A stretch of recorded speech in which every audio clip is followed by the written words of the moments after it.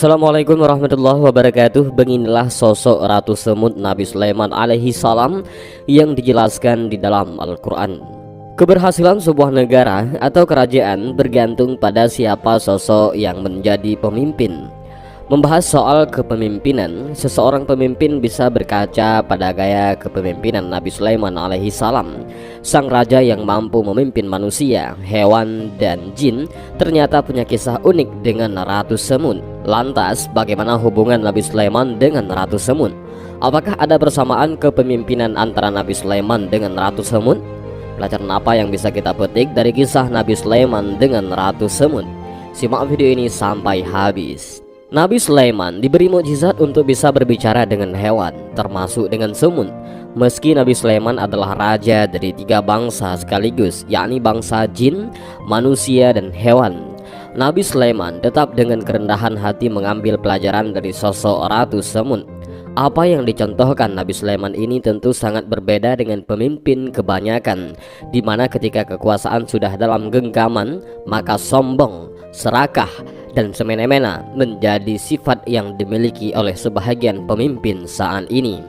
Berbeda dengan Nabi Sulaiman, sosok pemimpin mempunyai ilmu yang luar biasa, harta yang banyak, bahkan kerajaan zaman itu tidak ada yang mengalahkannya. Meski dengan segala kelebihan yang dimiliki Nabi Sulaiman, tidak pernah terbesit sedikit pun kesombongannya. Nabi Sulaiman alaihi salam selalu bersyukur dengan nikmat yang diberikan oleh Allah Subhanahu wa taala. Nabi Sulaiman pun sangat respect dengan seruan satu semut yang sedang menyayangi rakyatnya. Hal ini dapat dilihat sebagaimana kisah yang diabadikan di dalam Al-Quran. Dan dihimpunkan untuk Sulaiman tentaranya dari jin, manusia, dan burung. Lalu mereka itu diatur dengan tertib dalam barisan. Ketika mereka sampai di lembah semut, berkata seekor semut, "Hai semut-semut, masuklah ke dalam sarang-sarangmu agar kamu tidak diinjak oleh Sulaiman dan tentaranya." Sedangkan mereka tidak menyadari.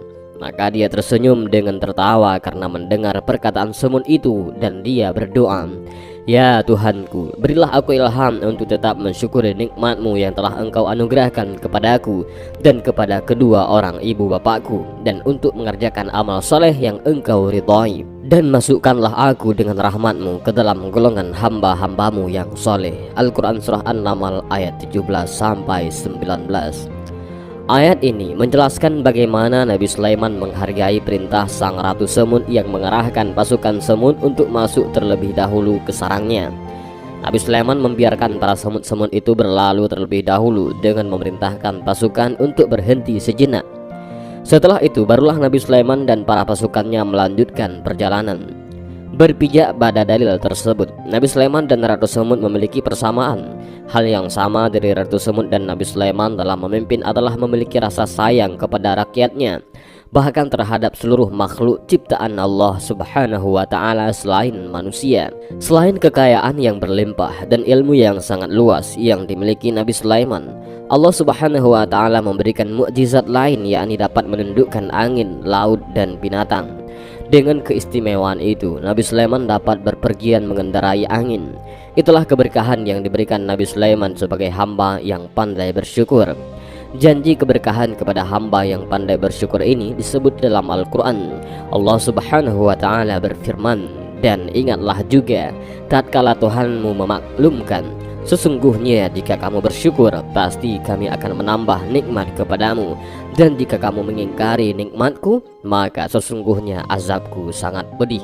Al-Quran Surah Ibrahim ayat 7. Orang yang pandai bersyukur adalah salah satu wujud ketaatan kepada Allah Subhanahu wa ta'ala. Maka Allah Subhanahu wa ta'ala akan menambah nikmat dengan diberi tambahan kasih sayang. Allah Subhanahu wa ta'ala akan menambah nikmat segala kebutuhan dan hajatnya dipenuhi. Itulah yang dialami oleh Nabi Sulaiman alaihi salam. Nabi Sulaiman alaihi salam dapat memerintahkan jin dan burung untuk membantunya dalam peperangan. Nabi Sulaiman pun dapat berbicara dan mengerti bahasa binatang. Kelebihan inilah yang membuat Nabi Sulaiman dapat berbicara dengan Ratu Semut. Ratu Semut yang ditemui Nabi Sulaiman berendam Jirsan. Pasukan semut yang dipimpin Ratu Semut yang bernama Jirsan itu bertemu dengan Nabi Sulaiman di tengah perjalanan. Pertemuan saat pasukan Nabi Sulaiman memasuki sebuah lembah. Ratu Semut yang mengarahkan pasukannya berlindung dari pasukan Nabi Sulaiman. pula Nabi Sulaiman memerintahkan pasukannya untuk berhenti sejenak. Hal ini adalah wujud dari persamaan Ratu Semut dan Nabi Sulaiman, punya kasih sayang yang begitu mendalam pada masing-masing rakyat yang dipimpinnya. Ini menunjukkan bahwa Ratu Semut dan Nabi Sulaiman yang memiliki kekuasaan dan kekayaan tidak lantas membuatnya semena-mena pada rakyatnya. Mereka tidak pernah lupa bahwa segala kekayaan, ilmu, dan keistimewaan yang dimiliki berasal dari Allah Subhanahu wa Ta'ala. Nabi Sulaiman alaihissalam tidak pernah lupa mensyukuri apa yang telah Allah Subhanahu wa Ta'ala berikan kepadanya. Nabi Sulaiman bahkan berdoa agar Allah Subhanahu wa Ta'ala terus melimpahkan rasa syukur kepadanya. Nabi Sulaiman dapat memahami rasa takut dan khawatir yang dialami para semut. Karenanya ia kemudian mengajak pasukannya untuk mencari jalan lain. Para semut pun akhirnya selamat. Karena kebijaksanaannya itu, para semut pun kagum dan hormat kepada Nabi Sulaiman alaihissalam. Ada banyak pelajaran penting yang bisa kita petik dari kisah Ratu Semut dan Nabi Sulaiman. Pelajarannya yakni adalah jauhi kesombongan, karena kesombongan akan menjauhkan dari kebijakan. Nabi Sulaiman alaihissalam dan Ratu Semut yang sangat sayang kepada rakyatnya menjadi pelajaran dan inspirasi kepada para penguasa untuk lebih mengedepankan kepentingan rakyatnya. Juga mensyukuri nikmat Allah Subhanahu wa Ta'ala adalah pelajaran penting yang dicontohkan oleh Nabi Sulaiman alaihissalam.